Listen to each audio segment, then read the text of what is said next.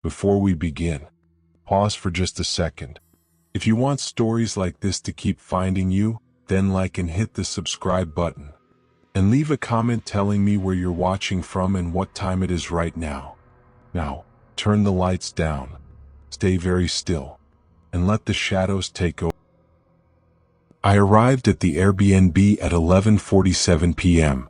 The neighborhood was quiet in that way suburban streets get after midnight. Too quiet. No cars. No dogs. Porch lights off. Just identical houses sitting in the dark like they were holding their breath.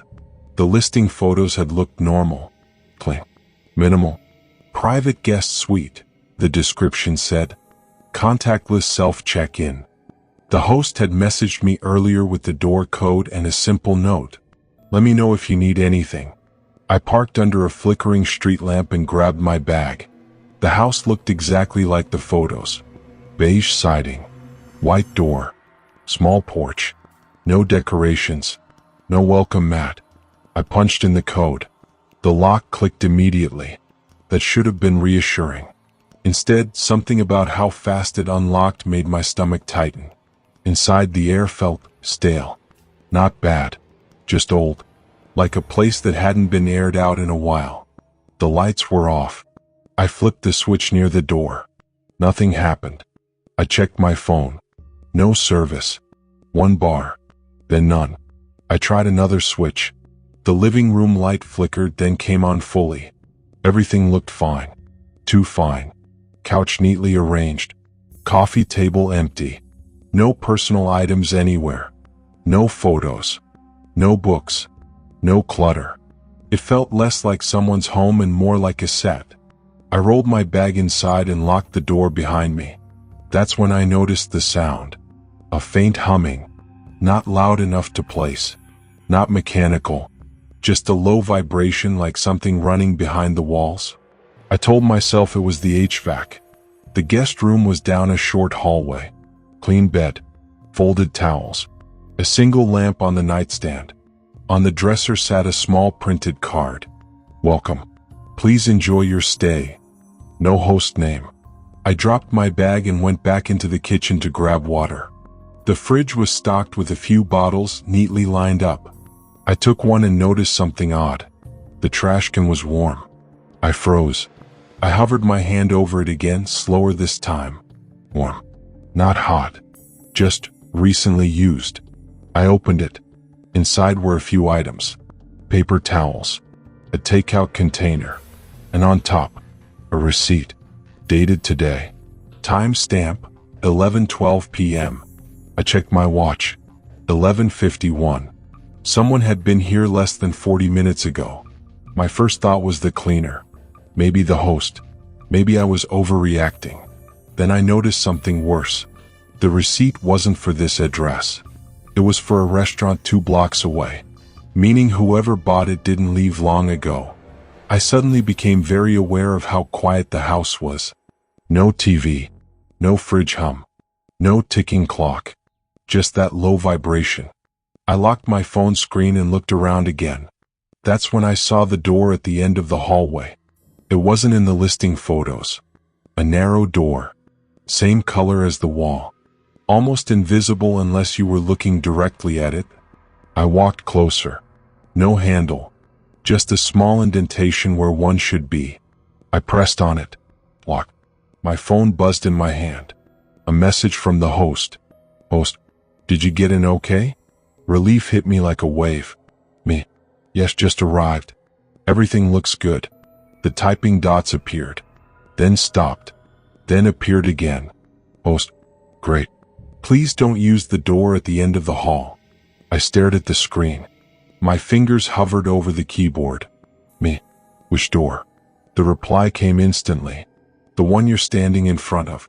My blood turned cold. I spun around. The hallway was empty. The door behind me was closed. Every light in the house flickered. Then the humming stopped. Silence rushed in so hard my ears rang. I stood there, heart pounding, staring at that door. Then I heard it. A soft sound. Not footsteps. Breathing. Coming from the other side. I didn't move for a long time. I stood there facing the door, my phone clenched in my hand, my heart beating so hard it felt like it might give me away. The breathing on the other side was faint, shallow, almost careful. Like whoever, or whatever, was behind that door didn't want to be heard. I backed away one step. The breathing stopped. I backed away another. Nothing. Silence again. Thick and unnatural. My phone buzzed. Host, please go to your room and lock the door. That sentence didn't feel protective. It felt instructional. I typed with shaking thumbs. Me. Is someone else in the house? The reply took longer this time. Long enough for my imagination to start filling the silence with things I didn't want to picture. Then, host, no one who shouldn't be. My stomach dropped. I didn't respond. I slowly walked backward down the hallway, never turning my back on that door until I reached the guest room. I stepped inside, shut the door, and locked it. The lock clicked. Too loudly. I stood there listening. At first, nothing happened. Then footsteps. Soft, bare, slow. They didn't come from the hallway. They came from the ceiling. I tilted my head up, holding my breath. The steps moved from one side of the room to the other, stopping directly above my bed. Then they stopped. A sound followed. Not walking, not breathing, dragging, like fingernails lightly brushing across wood. I backed away until my shoulders hit the wall. I checked my phone again. Still no service. Wi-Fi connected, but the signal name made my skin crawl. Network, host under device. No password. I didn't connect. Another message came in. Host, the house makes noises at night. Please ignore them. I stared at the screen. Me. I'm hearing someone above me. 3 dots appeared. Stopped. Appeared again. Host, there is no above you. The dragging sound paused. Then resumed, slower this time. I looked around the room, suddenly noticing details I'd ignored before. The smoke detector in the corner looked newer than the rest of the room. The lamp on the nightstand had a tiny black dot on its base, barely noticeable unless you were looking for it. The camera. My pulse spiked. I unplugged the lamp. The dragging above me stopped instantly. My phone buzzed. Host, please don't unplug anything. That was enough. I grabbed my bag and went for the door. It wouldn't open. I tried again. Harder. Lock. Not the handle lock. Something heavier. Like a deadbolt engaging from the outside. I started to panic. I texted. Me. The door is locked. Open it. No response. The lights went out. Complete darkness. Then the humming returned, louder now, vibrating through the walls, through my bones. I fumbled for my phone flashlight. When it turned on, the room looked different. The walls were marked. Faint scratches, layered over each other like someone had counted days by clawing at the paint. Hundreds of them. Thousands. The bed creaked. I froze. The mattress slowly sank, as if weight had been placed on it. Right beside me. I couldn't see anything. The light showed an empty bed, but the impression was there. A shape pressing down, close enough that I could feel warmth. Then my phone buzzed again. Host, you weren't supposed to move rooms. My hands were shaking so badly I almost dropped the phone. Me. I'm leaving. Call the police or I will. A few seconds passed. Then a new message appeared. Host, they won't find you in time. The weight on the bed shifted. The door handle rattled. Once. Then twice. Then slowly turned. I screamed and slammed my shoulder against the door, bracing it with my body. The handle stopped moving. Silence again. I slid down the door, gasping for air. Minutes passed. Maybe more. Time didn't feel real anymore. Then knocking. Soft. Polite. 3 taps. From inside the room. I looked toward the closet. The door was open now. It hadn't been before. Inside, it was darker than the rest of the room, like the light refused to go there. Something moved in the shadows. Not stepping out. Just watching. My phone vibrated violently in my hand. Host, do not acknowledge it. The knocking came again. Closer. right behind me. I didn't turn around. I didn't breathe. I didn't blink. Then, suddenly, the pressure against the door vanished. The room felt lighter, quieter. My phone buzzed one last time. Host, stay where you are. Morning will reset everything. I stayed frozen against the door until the sky outside the window began to lighten. The humming faded. The air warmed. And just before sunrise, I heard the front door open and close. Morning didn't feel like relief. It felt artificial. The light coming through the window was too clean, too even, like a photograph someone forgot to add shadows to. I stayed pressed against the door long after the sun came up, listening for any sign that the night had truly ended.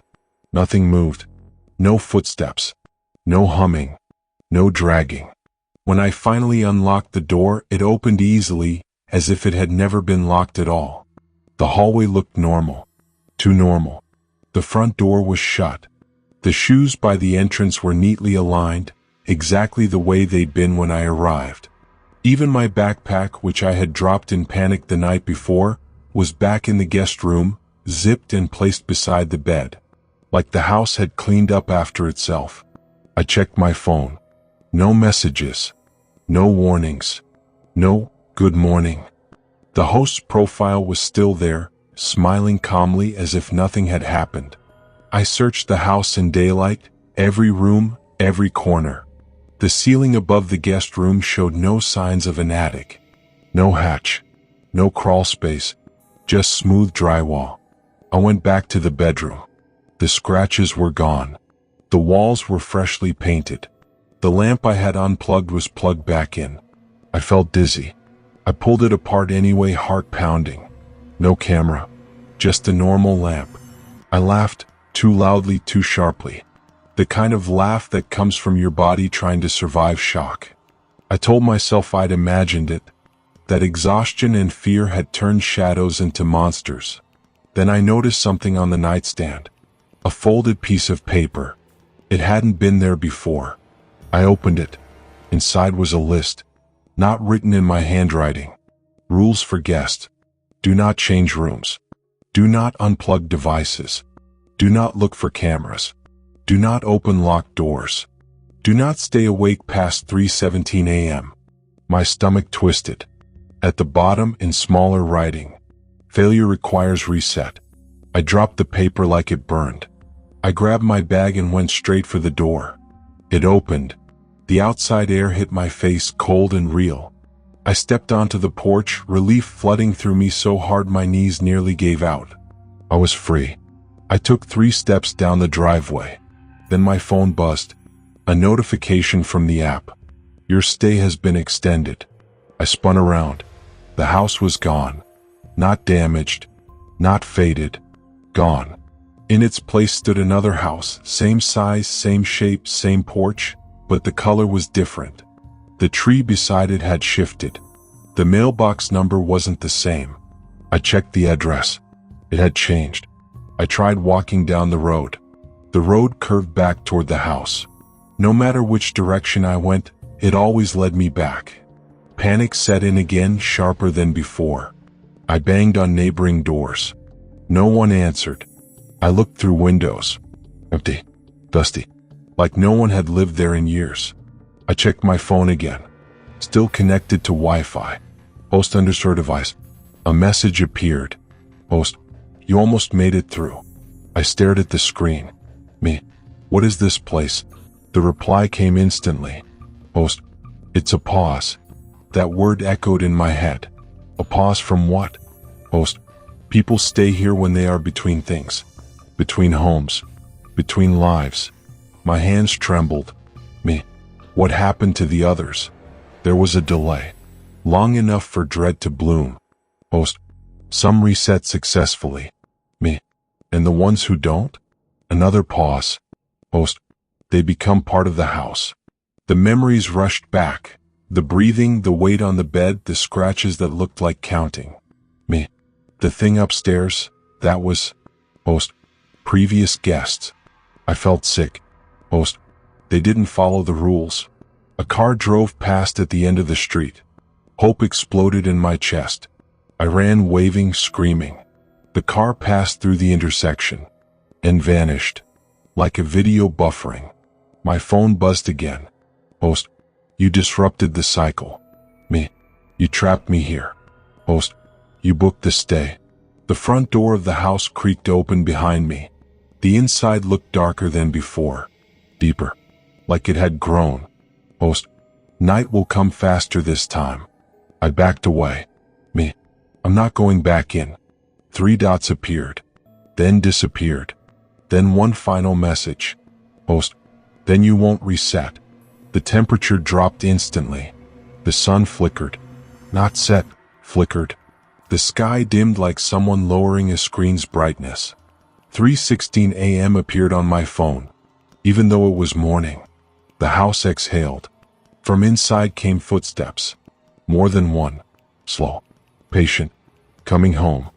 The door didn't slam open. Welcome me. That was the worst part. The hinges didn't creak. The wood didn't groan. The door opened slowly, politely, like it had been waiting for me to change my mind. Warm light spilled onto the porch, and for a split second, my body betrayed me. Home instincts kicked in. I hated myself for it. Inside, the house was bigger. Not in an obvious way. The walls were farther apart. The ceiling higher. Sounds didn't echo anymore. They sank like the air was swallowing them. The clock on my phone flipped. 3:17 a.m. Everything stopped. The wind. The distant hum. Even my breathing felt loud, intrusive. Then the Wi-Fi dropped. My phone buzzed one last time. Host underscore device. Connected. A new message appeared. Host, you're awake. I stepped inside before I could stop myself. The door closed gently behind me. Click. Lock. The hallway lights turned on one by one, leading deeper into the house. Not flickering. Not threatening. Inviting. I followed them, heart hammering, every step feeling like a mistake I couldn't undo. The living room had changed. The furniture was arranged differently, all facing inward, like an audience waiting for a performance. On the wall where a TV should have been was a large, framed mirror. Except it wasn't reflecting the room. It was reflecting other rooms. Bedrooms.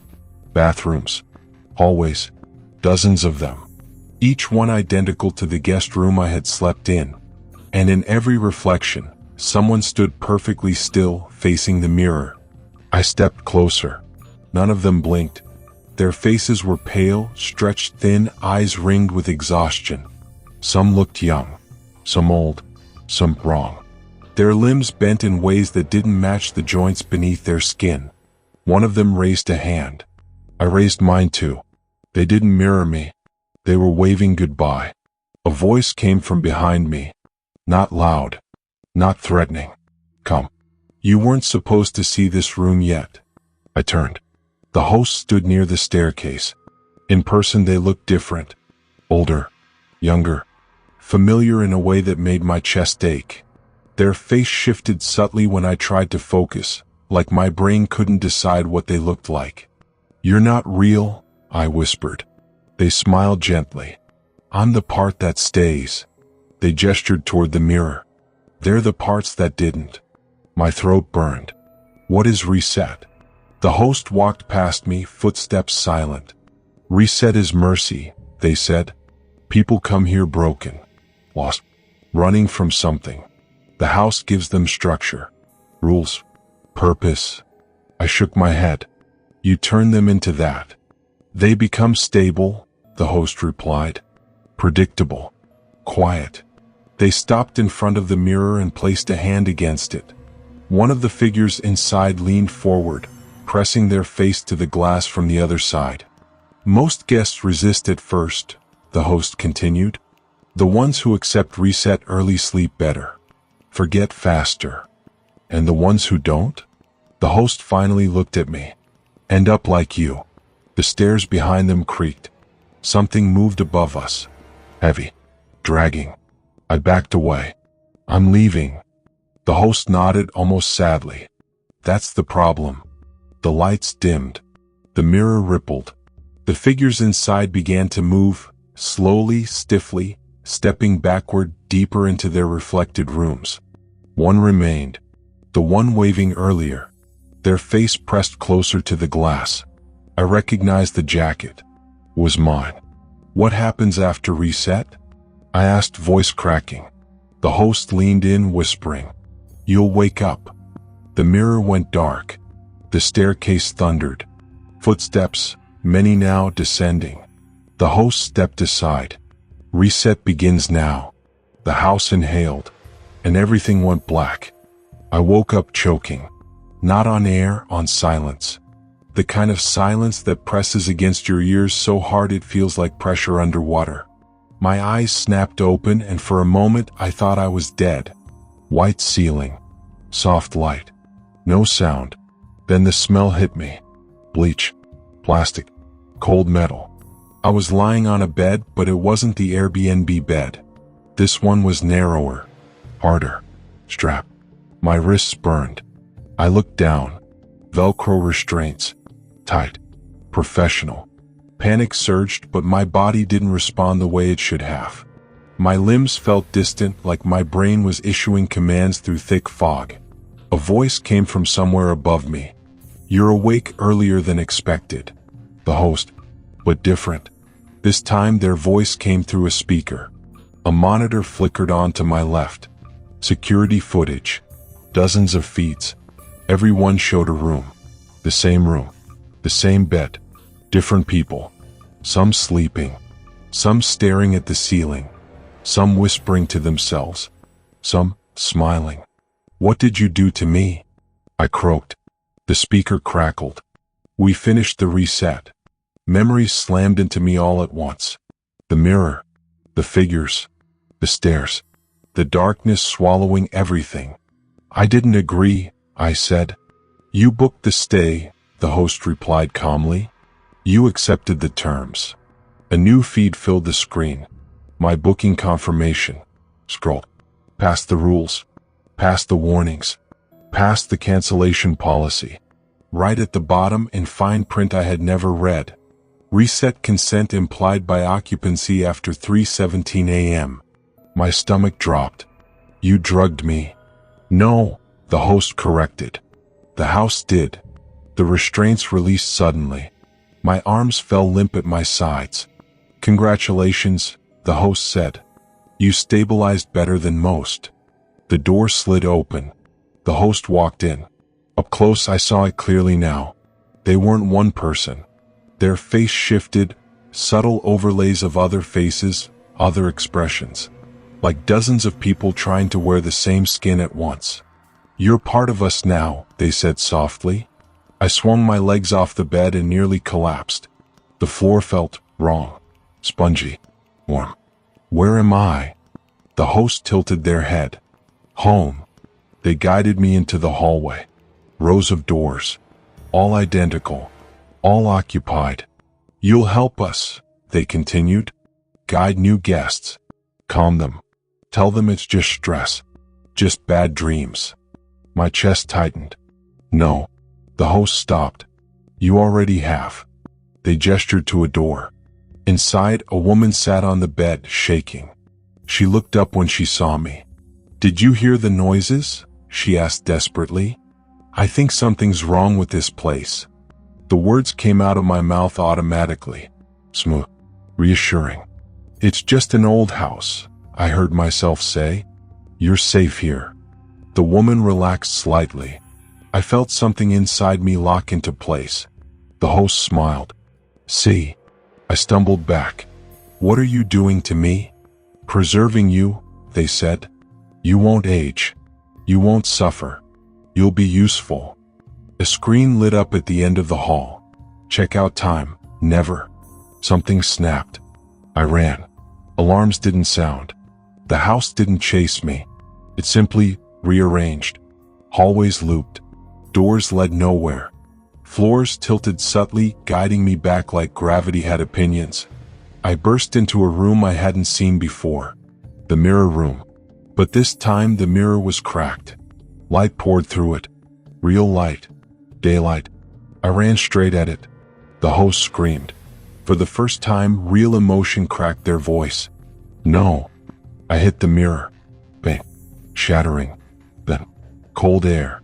Concrete. Sirens. Hands grabbing me. I woke up in a hospital 3 days later.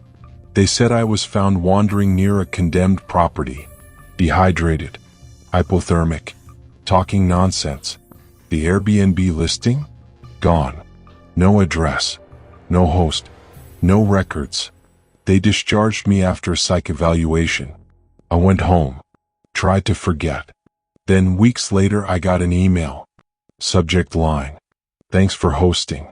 Inside was a single image. A security camera still. A hallway. Rows of doors. And in the reflection of the cracked mirror at the end, me, standing calmly, smiling, waiting. At exactly 3:17 a.m.,